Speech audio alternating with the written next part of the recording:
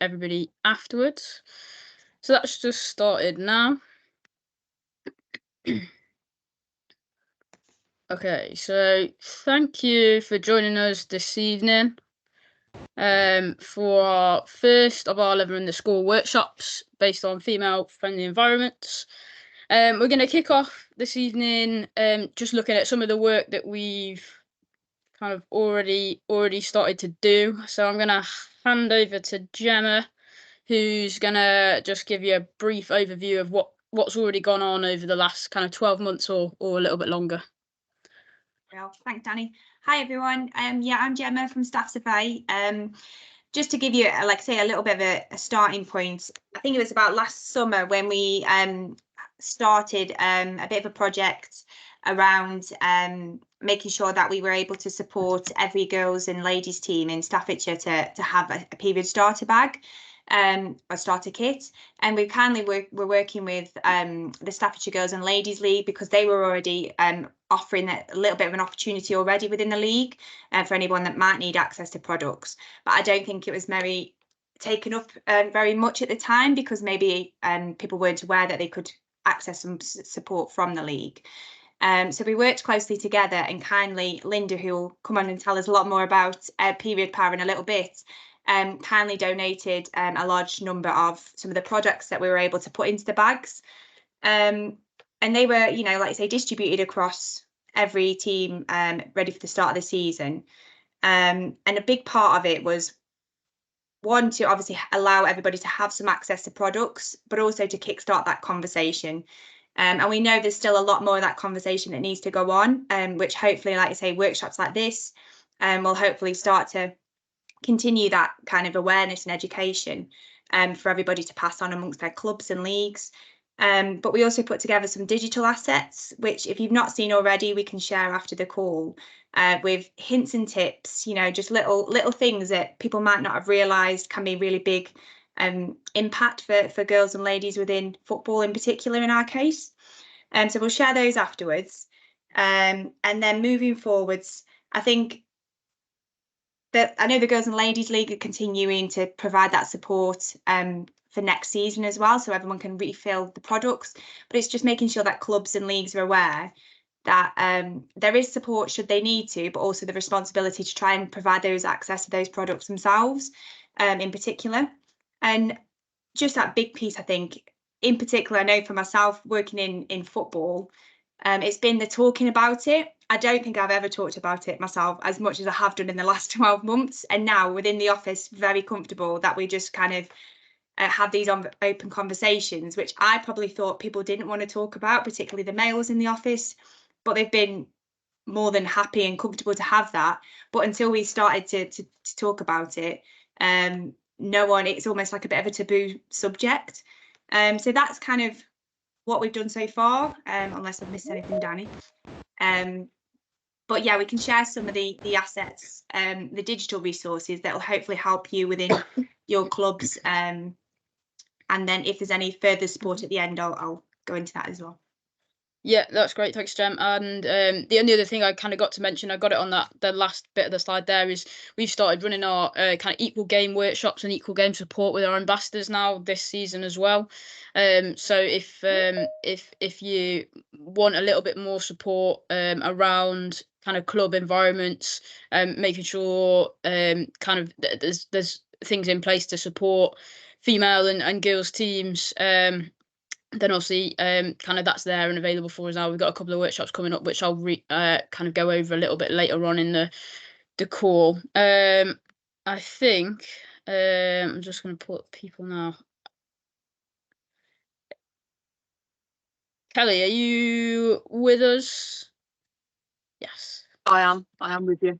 Perfect. So we're going to jump to Kelly first. So Kelly's from Sporting Karlsruhe. For those that were with us on our kind of launch event for the project, Meg Can, who was a player at Sporting Karlsruhe, spoke about her experience of becoming pregnant and then returning to play after childbirth with Sporting Karlsruhe as a club. So I thought it'd be a good opportunity now to get Kelly on from a club perspective to just have a quick chat about kind of her experience from a club side, how she went about kind of supporting Meg throughout kind of that kind of probably year or so while she was pregnant and went to have a baby afterwards. Kelly, I'll hand over to you. Yeah, thank you. Yeah, I mean, Meg's our longest standing player, really, and obviously over the duration of her being at the club, she's had 2 babies, so and she's come back to this level and carried on playing type of thing. So I think the first when she first had Lila, I think Lila's 7 now. I think she'd gone to play for West Brom just for a short period of time. Then got pregnant, and then she really wanted to get back into football. And obviously, I knew her because she played for us before. And we basically just said to her, look, just come training. Don't put too much pressure on yourself. Come training, see how you feel, and just keep us informed on whether you know if you can come, if you can't. But there'll be no judgment if you can't come type of thing. Just really kept it open for her, and she did really well, to be honest. She just kept it. There was very few times when she couldn't come, but obviously that understanding and flexibility was there with her. It was just come training. We're not going to rush you into anything, not going to rush you into any games type of thing, and that really worked for her, to be honest. She told us when she wanted to and if she wanted to play, and after a few months she started playing games again and got back into it. I think some of the basically when she had Remy, she was kind of not far off starting the season as well. So it was a bit of a shock when she was like, I'm pregnant again type of thing. And but it was, you know, really pleased for you. Girls was excited about it. Sad to lose you for a period of time because she's so important to the team and the club. Because she's just really good for everybody, you know, just in terms of her attitude and supporting other players as well. But it was just letting her know really that support was there for her, that, you know, when she wanted to back, if she could come back, you know, she'd be welcome, you know, type of thing. But she kept really close to the club in that time. She stayed on all the groups, everything, you know. She came to watch games. She supported players while she was doing when she came down, just giving her experience if she was on the side or anything like that. So we always kept her involved, and she wanted to stay involved. And I think that's crucial, really, if you want to try and retain good people, whether it's staff or players or anybody connected to your clubs, really, just being understanding, and just being honest, you know, them being honest with you and you being honest with them, and hopefully you'll get them back at some point. The one thing that we had a chat about the other day was that when she came back, when she had Lila, she felt really comfortable when sometimes she had to bring the kids, sometimes if there was a bit of a crossover with a partner working and stuff, and if she had to breastfeed in that early stage, she went in the changing rooms and she felt really comfortable. Girls were great with her, all that sort of thing, that we kind of, you know, the first one was such a long time ago now, like it was obviously over 7 years ago. You kind of forget what you did back then, but, you know, she really remembers it vividly, and that it was just so welcoming for her, and she didn't have any pressure on her, really. And I think that's enabled her to come back and kind of give a good account of it all, and support other people as well. Because we've had other girls that have you know, had babies and come back as well, and it's really interesting now where Meg's daughter plays for us as well. So her and her son, Remy and Lila, you know, walk the mum out in certain games, and they come on the coach sometimes, and you know, they're watched on the sideline now and again when they need to be. But Josh comes to the games as well. It's just a real family environment. We try and encourage that. She's even playing in the staffs league as well, and she's wearing her mum's number, and they're both proud of each other. Do you know what I mean? That she's proud to have her mum's number, and her mum's so proud to see her playing now. So it's really good that we've kind of kept them here, really, and it's kind of that generation, really, of her and her daughter coming through, and little Remy's always kicking a ball after the games and everything else, and I think he'd have a Kelsey shirt on if he could as well. So yeah, it's that's probably it, really, unless anybody's got any questions that want to ask. Yeah, I'm conscious that Kelly's, as you might see, is in a changing room at the minute because she's going out for training in a minute. So if anyone's got any questions, if you want to just put your hand up kind of quickly, or drop a message in the chat, whichever it is, we'll hold on for a minute or so. if anyone wants to ask anything, you're more than welcome to now before we let Kelly go and crack on with training. I just wanted to say, Kelly, if you don't mind, like it just really stood out, Meg's, when she spoke at the 11 Score launch, because she was just so grateful and kind of the club support, and how, like you say, that open communication was really key, I think, to what made that work. But it was just really, like, it was really powerful, that part, for me in particular, that kind of stood out from the evening. I'm really glad about that. I think it's probably like when you're preparing for a season, especially for the first time, you probably think, oh, I'm dreading telling them, type of thing, and all that sort of thing. What if I can't come back? What if what if they're funny with me? And it just wasn't like that. We've got a really good relationship anyway, and we all care about each other. I think that's the most important thing. There's more to football, isn't there? Even though we care about football so much more than football, I should say. It's all, people have got to be okay first, haven't they? And making sure everything's at home, family's taken care of, etc., before you can kind of give everything into football, can't you? So I think it was just making sure that she understood that, we were here whenever she wanted us, and we, real congratulations to her and to both of them, and that the door's always open, and luckily that stayed like that, and it's been twice now. And like I said, we had there's a lady called Jules as well. She's had 2 children as well. She hasn't come back just yet. It's after the second one, but she came back. We got a little baby grow with the club colours on and stuff, and Gurge as well, who's come back to the same level as well. So it's like I say, we've had some good success with that, and it's just been a natural thing rather than difficult for anybody, just because we've just got that kind of relationship, and we value that people have got other things apart from football, and it's just about trying to make that work and making people feel like it's not another pressure, really. Can I just say something?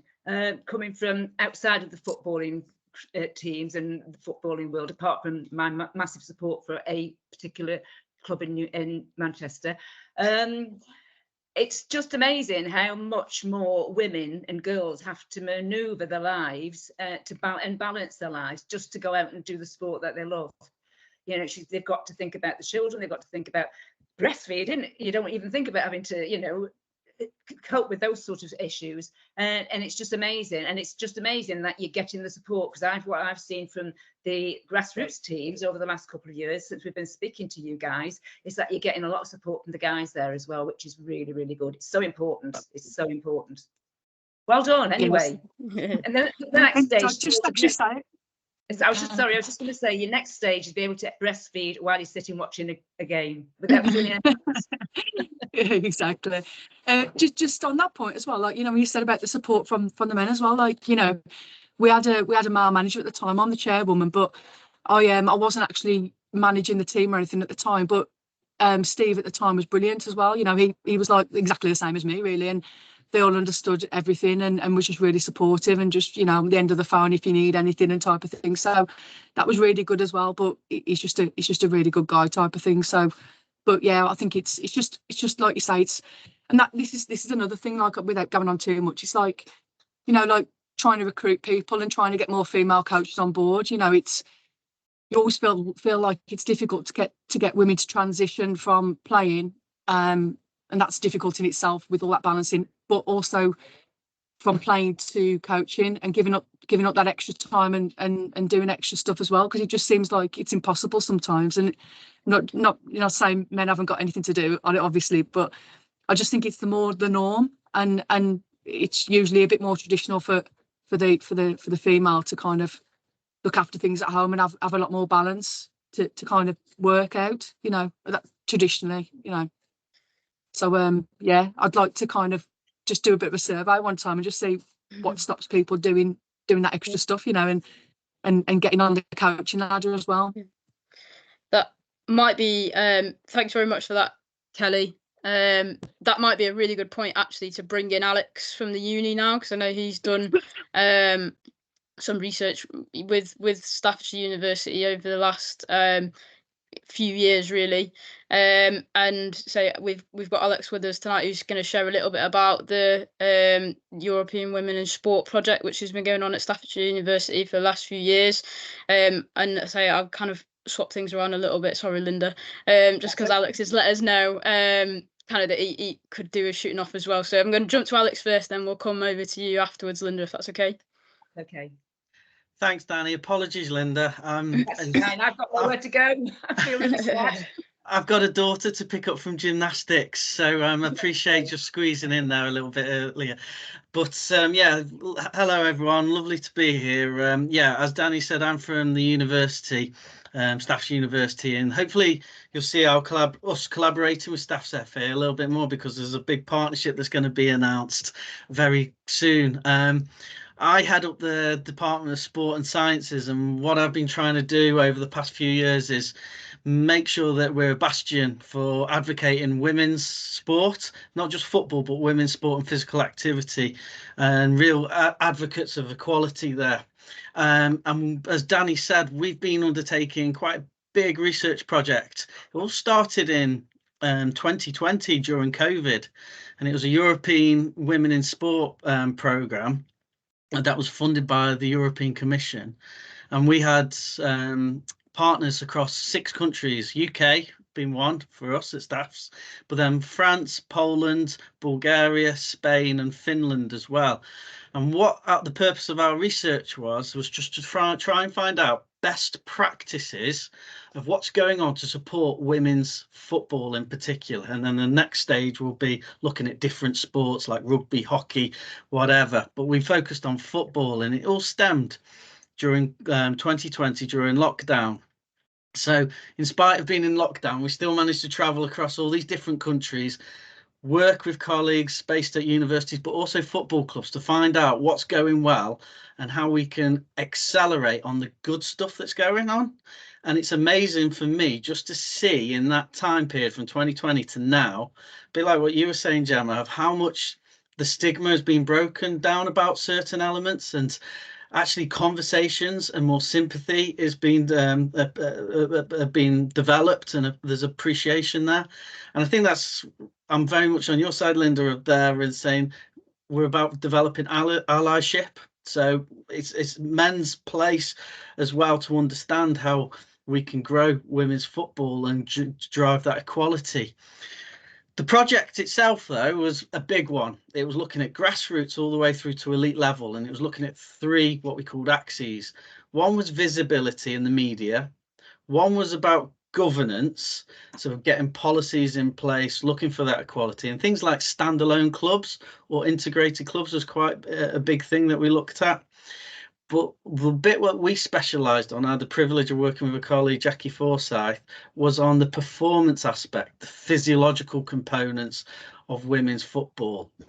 And that was related to hormone-based contraception, menstruation, pregnancy and postpartum as well, and seeing what are all these clubs doing across Europe in these small pockets of good practice, and trying to understand how we can kind of make people more aware of that. So we're coming to the conclusion of that project, and we're just developing a website. So I'm going to put the link in the chat for you now. And this is a bit of a kind of request that just have a look at that website, because what we did is we managed to extrapolate all the good stuff, and that's why I really like the project. It was looking at considering the glass is half full as opposed to half empty, not looking at all the positives as opposed to the negatives. And then we've tried to develop some resource tools. I think on the website it's called innovative education tools, but essentially some tools to just prompts, get people thinking, get clubs discussing internally, but also externally with the governing bodies and the other kind of league structures. And essentially what we were trying to do was firstly raise awareness of certain topics, of the ones that I mentioned. Then it was to improve understanding, and then try and do something different, implement it. So we piloted these tools. We worked with Port Vale women's team and Stoke City women's team, because we've got a good relationship with them. And we had multiple visits and saying, right, looking at your performance and the effects of menstruating, how are you monitoring that? Do you know about the possibilities of monitoring that through certain apps and trackers? Actually having the conversation with your coaches, no matter what the gender was. If you're worried about that stigma, then different ways to communicate about how you're feeling physically and mentally as well. And could we do things just to facilitate that conversation? So we were getting quite a bit of feedback from the players and the teams that we were working with. Actually, Angela's just joined us as well. Hi, Angela, because you're a big supporter of us, working with Stoke in particular. And then we found out of, right, actually, let's give you a bit of time to work on those kind of things. Are you having the conversations? Are you monitoring using some of the recommended apps? Are you not just having conversations with your coaches, but also your players, your fellow players as well, trying to figure out how things can be improved and, again, breaking down that stigma. And then hopefully the understanding comes with that as well from all parties as well. So the things about changing the shorts for short colours, that's a great starting point. But we were getting a bit of feedback saying, well, that's the starting and the end. There's more to it than that, which is, again, how the menstruation affects potential injuries, nutrition as well. Being mindful of your nutrition there for pre-matches, but also post-match recovery, but also just for overall well-being away from sport as well. So it was a big project, and it was great to go across all these different countries and find out what was working well. There's a few videos on that website, and we're still populating a few resource materials. If you want any more, though, from us, I'm going to pop my email address in there. And if you get in touch with me, I can circulate a few to individuals, just so you can have a look. It's a start. We know they're not perfect. So any feedback that you can give us, that'll be gratefully received, because we want to improve it as we take it out to other sports as well. So that's just a whistle-stop tour. I promised I wouldn't take up all the night, Danny. But before I disappear, I'll put my email address in, and I can stick around for 5 or so minutes if anyone's got any questions. Thanks. I'll just open the chat if anyone wants to drop any kind of questions or anything in the chat as well. Alex, you mentioned that Ange had just joined us, and you work with Ange as well. I don't know, Ange, whether you would mind kind of sharing from your perspective when you were working with the Stoke girls, kind of the project from your side as well. Yeah, can you hear me, everybody? I'm sorry, Yeah. I'm not at home, and I'm in a very dark room, so That's okay, no problem. I'm not trying to be incognito. Basically, I can only echo what Alex has said, and I think the most important thing is that everybody shares as much information as they can, because if we share that information, then things will become better. And I think that's the only thing I should add. Alex, I don't know if you agree with me, but the more we pool our resources and our information, the better equipped we'll be moving forward. That's brilliant. Thanks, Ange. Yeah, echo that, Ange. Pleasure. It doesn't look like there's been any further questions unless anybody wants to jump on quickly. But in which case, we'll hand over to Linda in a second. Thanks, Alex, for sharing. If you need to pop off now, you're more than welcome. Yeah, so we'll hand over to Linda from the Period Power charity, who will tell us a little bit more about her kind of role. Over to you. Hi, everybody. My name's Linda Albert, founder of a charity called Period Power. And we started 7 years ago after hearing that women and girls couldn't access, certain women and girls could not access the correct period protection. Shocking. It was, I think it was Tesco collecting for a food bank, and they specifically asked for period products. And basically, much to my shame, I never thought about those sort of things. When we talked about food banks, you think about food, basically. So I thought I'd try and do something about it. Started the charity 6.5 years ago, approached a number of food banks, and a lot of the food banks were run by men at the time. And I'd asked them if they needed any period products. And the response was, well, nobody ever asks for them. Well, they won't ask for them, will they? You know, it's bad enough going into a food bank for the very first time, but you're not going to go into a food bank and say, by the way, have you got any period products? They decided they would take them on and take them in and see how it went. Within about 3 months, we'd gone from supplying about 10 food banks and charities to probably about 2 or 3 dozen. Now we're supporting about 200 food banks, charities and organisations across Staffordshire and Cheshire. Now they include places like charities dealing with sex workers, charities dealing with addictions, charities dealing with women's refugees, immigrants, asylum seekers, schools. So right across the board, really. And obviously more latterly, though you're not charities, we've been dealing with the footballing world, which is amazing. We've actually worked with Port Vale and Stoke City, and they are both now period dignity clubs. And we've supported them with supplying the initial stocks. It was quite a big cost to us, but they've agreed to replenish the stocks. I think we're talking about clubs who've got money. They should be responsible for looking after their supporters. And what they do is put them in all of the staff toilets and all in the supporters toilets.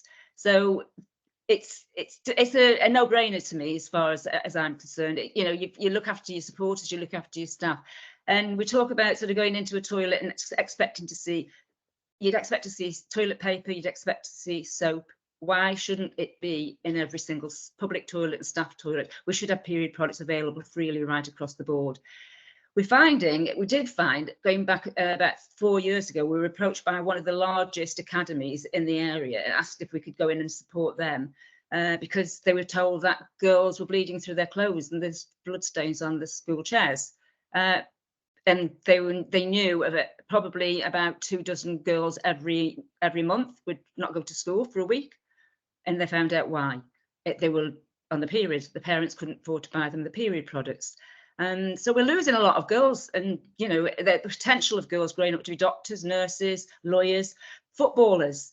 You know, the talent that we're missing because they're losing one in every 4 weeks they're losing schoolwork. So, you know, it's a massive thing.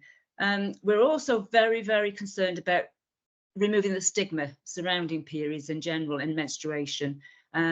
So from periods to menopause, basically, we published a couple of books, All Things Periods, All Things Menopause, and they're compilations of, well, I say ordinary women. They're not, that every woman's extraordinary. So extraordinary women's feelings, emotions, experiences about their period or their menopause. And they've been really successful. They're in all the Staffordshire libraries and some in Cheshire libraries. So if you ever want to have a read, just pop into the library. They're reference books. So there's no advice there. There's just a lot of conversation. It's a way of opening up the conversation, removing the stigma, removing the barriers, and let's talk openly. Workshops in schools, which is great because we at first thought we'd have cross-gender workshops, but the girls didn't want that, and that's down to them. They felt safer, they felt more secure and more able to speak openly if they were just in the room themselves. They didn't want any of the male students there. So the workshops are really good. Initially, you'd find that they were very shy and a little bit cautious about opening up until we started to talk, and we're very open and we're very honest. And we said to them, you use the words you normally use in the conversation with your friends. You're not going to upset us. You're not going to shock us. And it was just like opening up the floodgates. Once one girl was speaking, the rest just, it's amazing. And it's just wonderful to see that that conversation was opening up and broadening. So it's so important. Like somebody was saying before, I can't remember, how we need to have that conversation about everything regarding periods, about menstruation, about being in a safe place, basically, for women and girls. We supported Gemma in her work with the packs of period products, and we're more than happy to carry on with that support, Gemma, because it's so important. In fact, I'm more proud of working with you guys than what we've achieved with Port Vale and Stoke City. You know, it's just so much better to be involved at the grassroots, I think. And it's just so nice that you're all involved in trying to get things moving and opening up that conversation. We found that it's so much easier now. People will talk openly, men will listen. They're not embarrassed anymore. We've given talks to some of the very male-dominated unions, the GMB and places like that. And initially, you'd have a talk, and you could see the guys shuffling on the bums and thinking, oh, why am I here? What's going to be said? Am I going to feel uncomfortable? But by the end of the conversation, they were totally backing what we were doing and what we were trying to do. So basically, what we're trying to do is alleviate period poverty. We're trying to remove the stigma surrounding periods and menstruation. And we're trying to just get people to talk openly. It's such a normal thing. It affects half the world's population. In fact, really, indirectly, it affects everybody in the world, because you know, the other half of the population will have a mother, definitely, may have a sister, may have a daughter, may have a niece, may have a partner, female partner. So menstruation and periods affects everybody in the world. So why are we so shy? Why are we so shy about this? Let's shout it out and just say, you know, we're going to have a conversation. I'm not bothered if it makes you feel uncomfortable. Eventually, you will stop feeling uncomfortable. So that's basically where we are. We've supplied now over £500,000 worth of products in 7 years over Staffordshire and Cheshire. So I think we've done quite a decent job, but we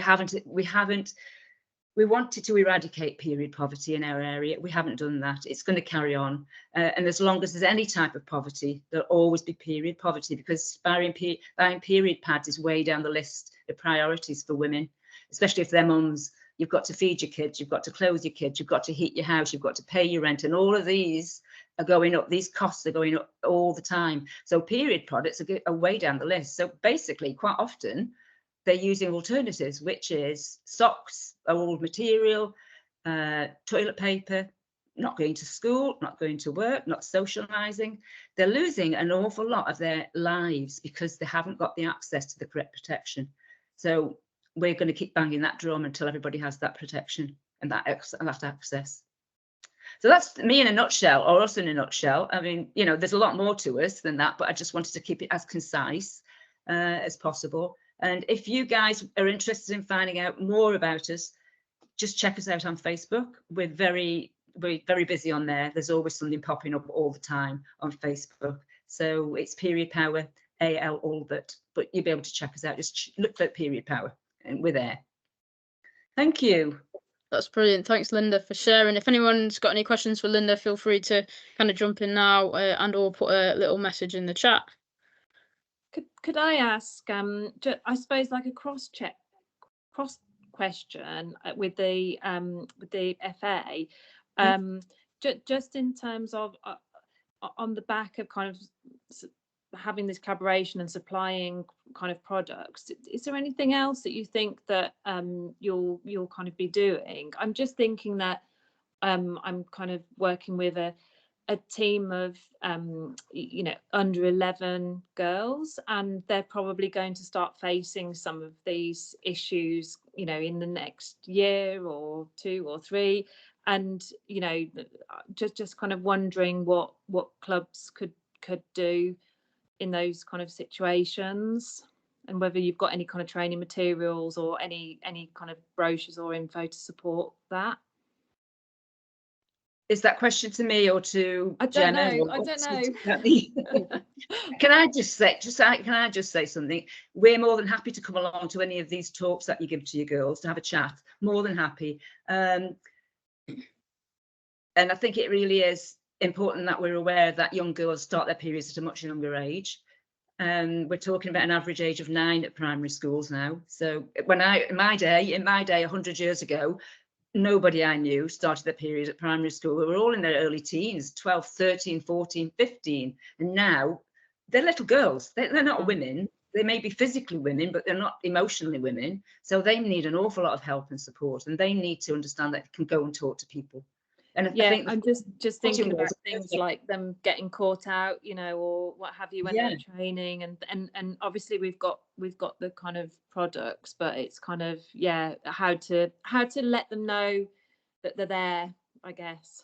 Yeah, no, I think, like you say, we've probably started with the education more for volunteers, haven't we? I guess rather than the girls directly, it's more like making sure you're aware what you could provide and starting that conversation. But I definitely think, no, that's something we could start to look at, whether that's digital resources or a small kind of workshop or conversation that we could pass on for you to have within your clubs that you feel Yeah. confident to have. I think maybe that's something we could pick up, and if Linda's okay to kind of share some advice from when you've worked with schools in particular, that would probably be really beneficial for us to pass on by the sound of it.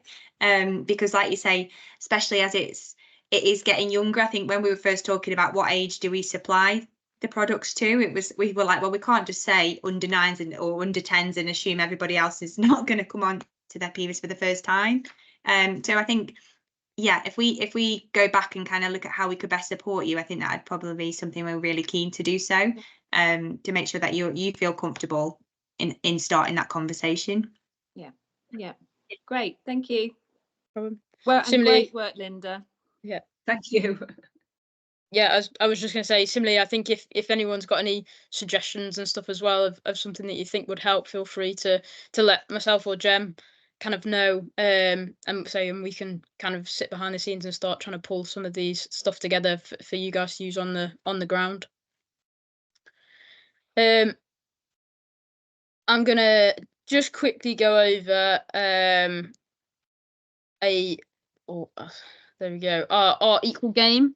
So we've had kind of talks from different people so far, and I'm just going to briefly touch on the equal game kind of program that we're supporting at the moment through the FA and then through us as a county FA. So our equal game kind of program is about supporting clubs that have ambitions to have kind of female teams, whether it be girls teams at youth stage or whether it be women's teams kind of with adults and seniors, and or those that have already got teams within their clubs. And it looks at these kind of 5 kind of key things. So club governance and identity, so that looks more at kind of how the committee focus on the women and girls, whether there's a strategy behind kind of ambitions to grow, and the actions that are being put in place by the club to support the growth of the women and girls game. Marketing, so again, awareness, it's very much an awareness piece, making sure that women and girls feel like they can reach out and they understand what offer is available from the grassroots clubs. And a lot of people might find that if they can see something that a bit more visible, they're more likely to buy into going down to a program or a training session or whatever it is that you may be running as a club. So looking at that marketing piece. Workforce is more around the coaches and the club volunteers that are involved at the club. So whether there's female role models there within club environments for young girls and women to kind of look up to and feel represented. Finance, again, probably one that's a little bit more difficult, particularly in the current kind of day and age, because there isn't massive pots of money available, unfortunately, but it's something that we're kind of working on in this project with the Level in the Score and the partnership with Leap Building Society, but more specifically just looking at things like how a club's supporting their teams and their clubs and their women and girls teams through club fees or kit and equipment, and making sure there's an equality across that with the men's and the women's games.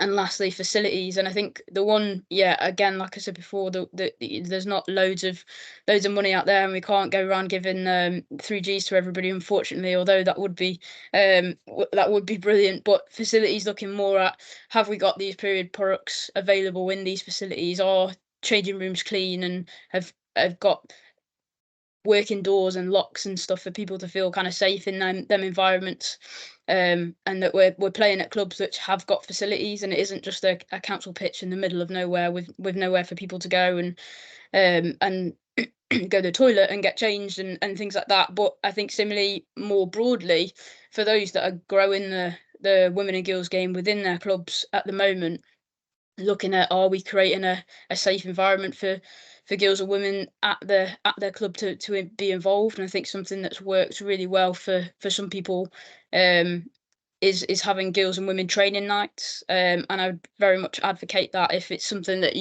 you as club officials could look into for next season, or need a little bit of support in what that looks like. But knowing that you could go for a training night on, let's say, a Wednesday evening, and under 8s, 9s and 10s are training 6 till 7, 11s, 12s and 13s are in the next hour, and the women's and 16s, 18s are in the next hour, and having them kind of slots where the women and girls take priority on that evening, creates that kind of environment of feeling safe and understanding that pathway's there, and then opportunities are there, and there's awareness around the women and girls game, particularly across the club as well. So that's kind of a bit of a snapshot of what our kind of equal game programme kind of looks like. And I've got on the screen there, we've got 2 equal game workshops coming up over the next couple of months. So we're hosting one in the north of the county at Staffordshire University in a couple of weeks' time.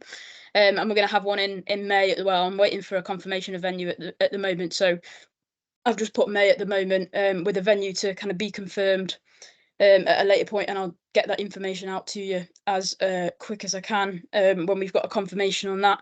But I'd really recommend kind of clubs getting involved in this programme. And we also have 2 equal game ambassadors at the moment who are available to go out and support kind of clubs in their environment. So you could come to the workshop, get a little bit of information, get a bit of resource, and review and reflect on how things are going in your club at the moment, and then our ambassadors can kind of touch base with you and reach out kind of after that and provide that kind of in situ support thereafter.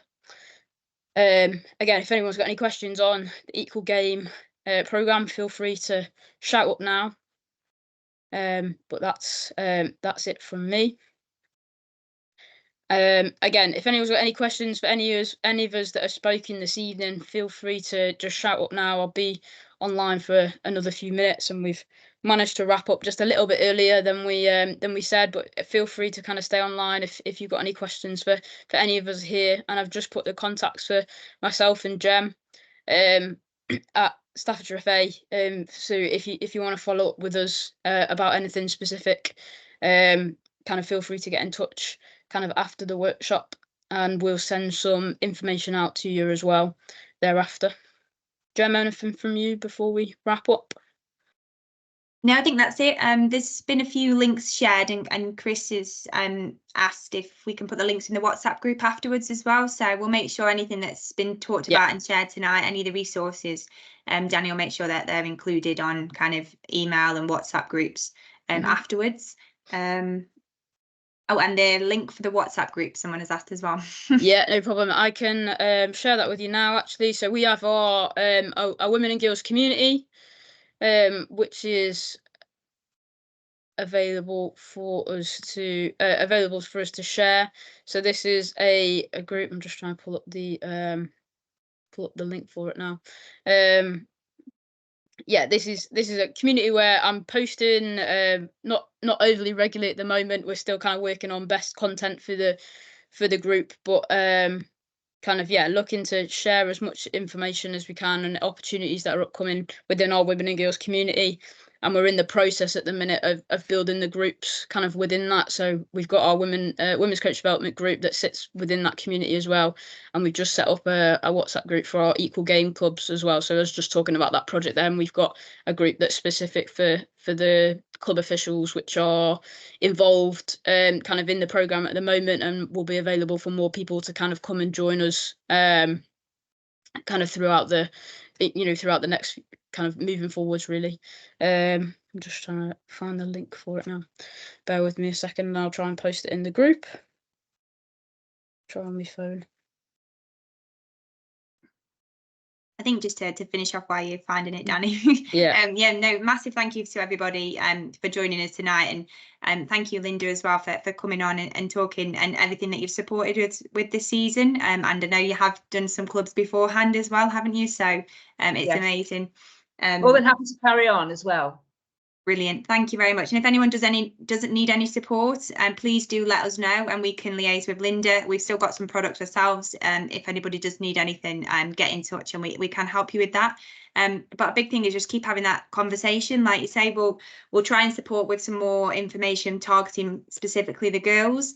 But yeah, just keep having those conversations and speak to girls, women within your clubs already as to what support and what they might need more of, rather than assuming, I think. And it's something that I think a lot of people have spoke about tonight. So thank you very much. That's brilliant. Thank you. I've just posted the link for our WhatsApp community in the chat there, so you should be able to just click on that and join, and we'll accept the invites as they come in for the group. But I'm gonna stop the recording there. And